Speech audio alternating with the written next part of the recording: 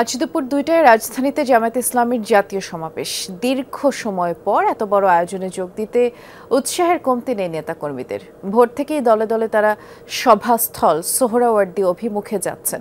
আমাদের সহকর্মী হাসিবুল করিম বিজয় এ বিষয়ে খোঁজ খবর রাখছেন, তিনি অপেক্ষা করছেন আমাদের জন্য। বিজয়, এই সমাবেশ তো দুপুর ২টায় হওয়ার কথা, যদিও একদম সকাল থেকেই আমরা যেমনটি দেখেছি যে নেতাকর্মীরা আসতে শুরু করেছে, তাদের উচ্ছ্বাস উদ্দীপনা কেমন দেখছেন জানাবেন। বৃষ্টি, তাদের উচ্ছ্বাস উদ্দীপনার কোনো কমতি আমি দেখতে পাচ্ছি না, এবং যেমনটি বলছিলেন যে আসলে সকাল থেকেই আসা শুরু করেছে। আমি গতকালকে রাত থেকে অনেকে জানতে পেরেছি যে অনেকে গতকালকে রাত থেকেই রওনা দিয়েছে, এবং ইতিমধ্যে যদি আপনাকে আমি দেখাই যে পুরো সোহরাওয়ার্দী উদ্যান কিন্তু পুরো জামাত ইসলামের নেতাকর্মীতে পুরোটাই ভরপুর, এবং পুরো মাঠ জুড়ে কিন্তু এখন লাখো মানুষের স্রোত বইছে।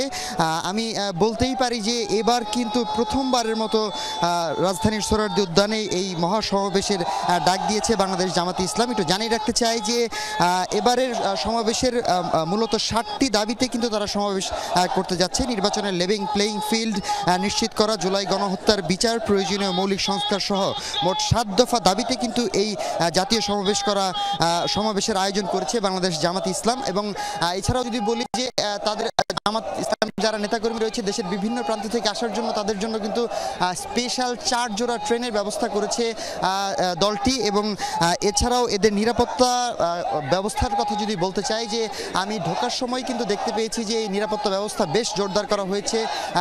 টিএসসি এবং শাহবাগ মোড় থেকে শুরু করে পুরো চারদিক ঘিরেই কিন্তু আইন শৃঙ্খলা বাহিনী কিন্তু বেশ তৎপর রয়েছে।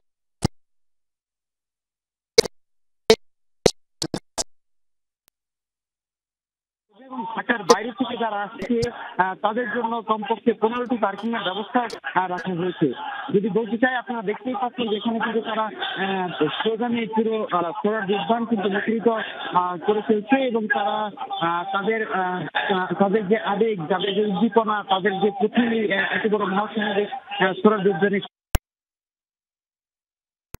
সেটি কিন্তু আমরা বেশ লক্ষ্য করতে পারছি। এবং তাদের সাথে আমাদের আসার সময় কথা হয়েছে, অনেকে ভোর রাতে রওনা দিয়েছে বিভিন্ন দেশের বিভিন্ন যে যেমনটা গতকালও কিন্তু অনেক তারা আগে থেকে এসে সোহরাওয়ার্দী উদ্যানে ছিল, জানি আজকে তাদের কোনো ধরনের কোনো ভোগান্তি পোহাতে না হয় এজন্য অনেকেই আগে চলে এসেছে।